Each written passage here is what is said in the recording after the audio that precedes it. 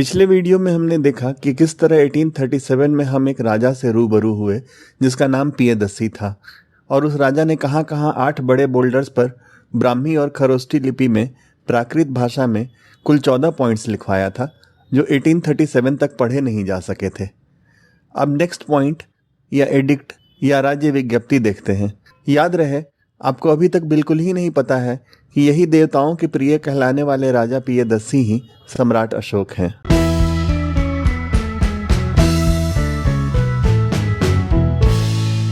नमस्कार दोस्तों, मेरा नाम संजय शरत है और आप देख रहे हैं यूट्यूब चैनल कुछ भी।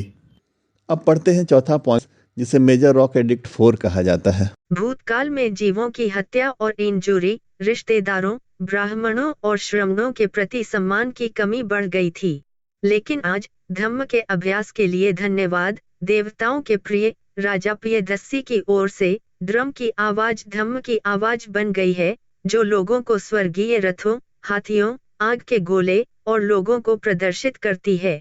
अन्य दिव्य रूप धम्म में उनके निर्देश के माध्यम से जीवों की हत्या और गैरचोट से परहेज, रिश्तेदारों के प्रति सम्मान, ब्राह्मण और श्रमण, माता और पिता की आज्ञाकारिता और बड़ों की आज्ञाकारिता सभी सदियों से पहले कभी नहीं बढ़े हैं। धम्म के अभ्यास के ये और कई अन्य रूप बढ़े हैं और बढ़ेंगे। देवताओं के प्रिय राजा पियदस्सी, उनके पुत्र, उनके पौत्र और उनके परपोते संसार के अंत तक धम्म के अभ्यास को आगे बढ़ाएंगे और धम्म में दृढ़ता से खड़े होकर कानून में निर्देश देंगे। इसके लिए कानून में निर्देश सबसे मूल्यवान गतिविधि है।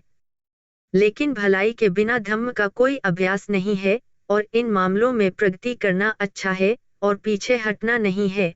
इसी उद्देश्य से यह शिलालेख उत्कीर्ण किया गया है कि मनुष्य को इस मामले में प्रगति करनी चाहिए, अपनी कमियों से संतुष्ट नहीं होना चाहिए।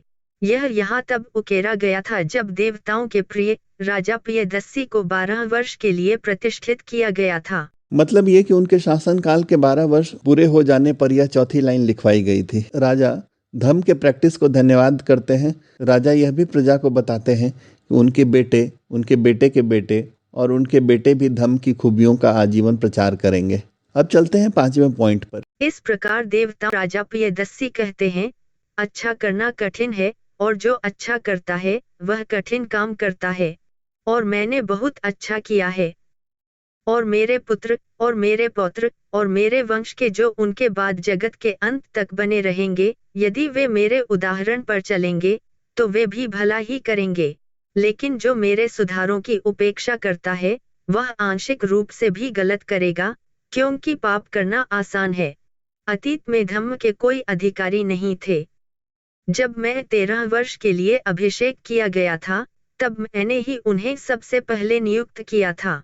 वे सभी संप्रदायों में व्यस्त हैं, धम्म की स्थापना करते हैं, धम्म में रुचि बढ़ाते हैं और उन लोगों के कल्याण और खुशी में भाग लेते हैं जो यूनानियों, कंबोजों, गांधारों, रिस्तिकों, पिटिनिकों और अन्य लोगों के बीच समर्पित हैं। पश्चिम की सेवकों और कुलीनों, ब्राह्मणों और धनी गृहस्थों में, गरीब और वृद्धों में, वे धम्म के अधिकारी, धम्म के प्रति समर्पित लोगों के कल्याण और खुशी के लिए और उनकी परेशानियों को दूर करने के लिए काम कर रहे हैं। वे कैदियों के कल्याण को बढ़ावा देने में व्यस्त हैं। अगर उन्होंने गैर जिम्मेदाराना व्यवहार किया है या जिनके बच्चे हैं, पीड़ित हैं या वृद्ध हैं, उन्हें रिहा कर दिया गया है। वे यहाँ पाटलिपुत्र में और सभी महिलाओं के घरों में व्यस्त हैं, चाहे मेरे अपने हों, मेरे भाइयों और बहनों के हों या अन्य रिश्तेदारों के हों। मेरे पूरे साम्राज्य में धम्म के अधिकारी धम्म से संबंधित हर चीज में, धम्म की स्थापना में और धम्म के प्रति समर्पित लोगों के बीच दान के प्रशासन में लगे हुए हैं। इसी उद्देश्य से धम्म के इस अभिलेख को उकेरा गया है। वह दीर्घायु हो और मेरे वंशज उसके अनुरूप हों। राजा ने अपने शासनकाल के 13वें साल में धम्म अधिकारी की पहली बार नियुक्ति की। राजा लिखवाकर प्रजा को बताते हैं कि कैसे उनके द्वारा नियुक्त किए गए धम्म के अधिकारी जन कल्याण कार्यों में जुटे हुए हैं। राजा यह भी बताते हैं कि अच्छा काम करना कठिन है, पर उन्होंने ऐसा करके दिखाया है। राजा अपना नाम फिर बताते हैं अपनी उपाधि के साथ, देवताओं के प्रिय राजा पियदस्सी। अधिकारी न सिर्फ उनके राज्य में बल्कि यूनानियों, कंबोजों, गांधारों, रिस्तिकों, पिटनिकों और अन्य लोगों के बीच समर्पित है। अब पढ़ते हैं छठा पॉइंट, जिसे मेजर रॉक एडिक्ट 6 कहा जाता है। इस प्रकार देवताओं के प्रिय राजा पियदस्सी बोलते हैं, अतीत में व्यापार का त्वरित प्रेषण और रिपोर्ट की प्राप्ति हर समय नहीं होती थी, लेकिन अब इसे इस प्रकार व्यवस्थित किया है।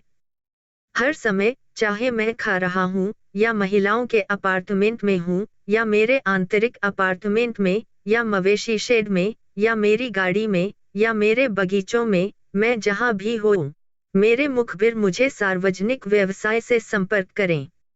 इस प्रकार हर जगह मैं सार्वजनिक व्यवसाय करता हूँ और जो कुछ भी मैं मुंह से शब्द द्वारा आदेश दे सकता हूँ, चाहे वह दान या उद्घोषणा से संबंधित हो या जो भी जरूरी मामला मेरे अधिकारियों को सौंपा गया हो, अगर परिषद में इसके बारे में कोई विवाद या विचार विमर्श हो, तो मुझे तुरंत सूचित किया जाना चाहिए, हर जगह और हर समय। यह मैंने आज्ञा दी है। कड़ी मेहनत और अकेले व्यापार के प्रेषण में मुझे कोई संतुष्टि नहीं मिलती है, क्योंकि मेरा मानना है कि मुझे पूरे विश्व के कल्याण को बढ़ावा देना चाहिए और कड़ी मेहनत और व्यापार का प्रेषण ऐसा करने का साधन है। वास्तव में संपूर्ण विश्व के कल्याण को बढ़ावा देने से बेहतर कोई कार्य नहीं है, और जो कुछ भी मेरे महान कर्म हैं, मैंने उन्हें सभी प्राणियों के लिए अपने ऋण का निर्वहन करने के लिए किया है। मैं इस जीवन में उनकी खुशी के लिए काम करता हूँ कि अगले में वे स्वर्ग प्राप्त कर सकें।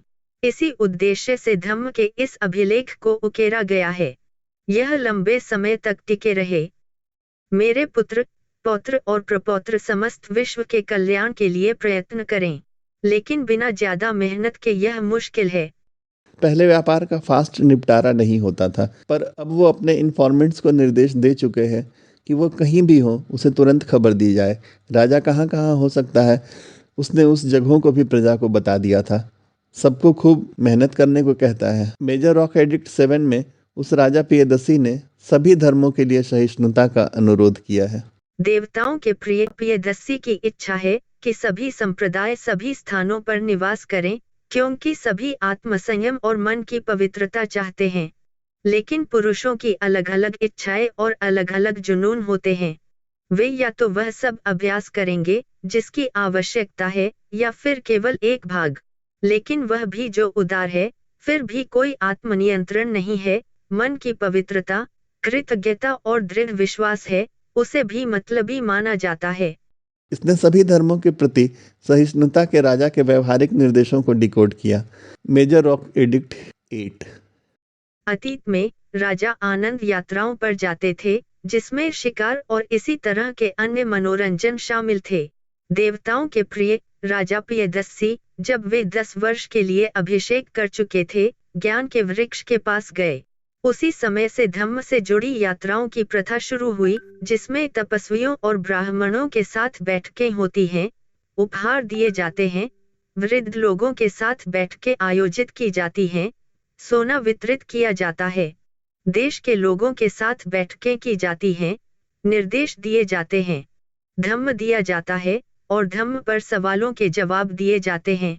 देवताओं के प्रिय राजा पियदस्सी किसी भी अन्य आनंद से अधिक आनंद प्राप्त करते हैं। राजा लिखवाते हैं कि भूतकाल में जब वह 10 साल शासन कर चुके थे, तब धम्म यात्रा पर बोध गया और बोधि वृक्ष को देखने गए थे। यह पॉइंट बोध गया के लिए अशोक की पहली बार धम्म यात्रा का वर्णन करता है। Major rock edict 9।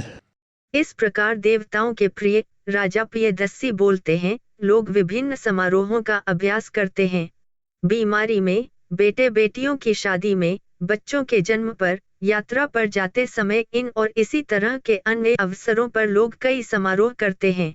महिलाएं विशेष रूप से कई तरह के समारोह करती हैं, जो तुच्छ और बेकार हैं।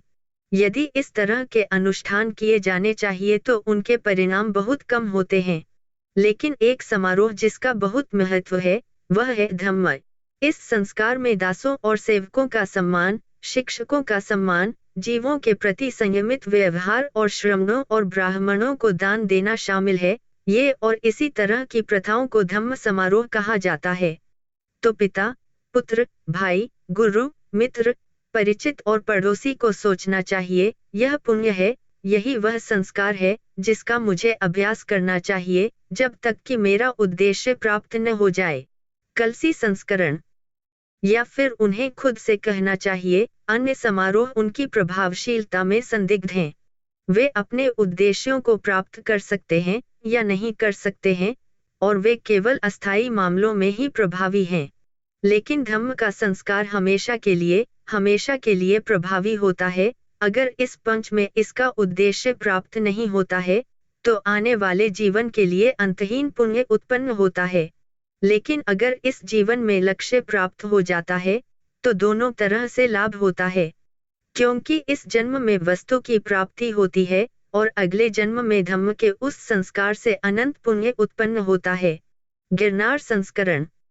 इसके अलावा वे कहते हैं, देना अच्छा है, लेकिन धम्म के उपहार या धम्म के पक्ष की तुलना में कोई उपहार या एहसान नहीं है। अतः यह आवश्यक है कि कोई मित्र, साथी, संबंधी या सहकर्मी सभी अवसरों पर यह कहते हुए सलाह दे, यह किया जाना चाहिए। इससे कोई स्वर्ग प्राप्त कर सकता है, और स्वर्ग प्राप्त करने से बढ़कर और क्या हो सकता है। मतलब इस पॉइंट में राजा जन्म, बीमारी, शादी के बाद और यात्रा पर निकलने से पहले समारोहों जैसे लोकप्रिय समारोहों की निंदा करते हैं। वह धम्म के अभ्यास पर भी जोर देते हैं। दोस्तों, यहाँ एक और विराम लेते हैं। अंतिम 5 पॉइंट्स या एडिक्ट्स या राज्य विज्ञप्ति हम अगले लास्ट एपिसोड में देखेंगे और जानेंगे कि इस राजा पियदस्सी ने कलिंग युद्ध के बारे में और कौन कौन सी बातें लिखवाई थी इन बड़े बड़े बोल्डर्स पर। आशा है वीडियो पसंद आ रहा होगा।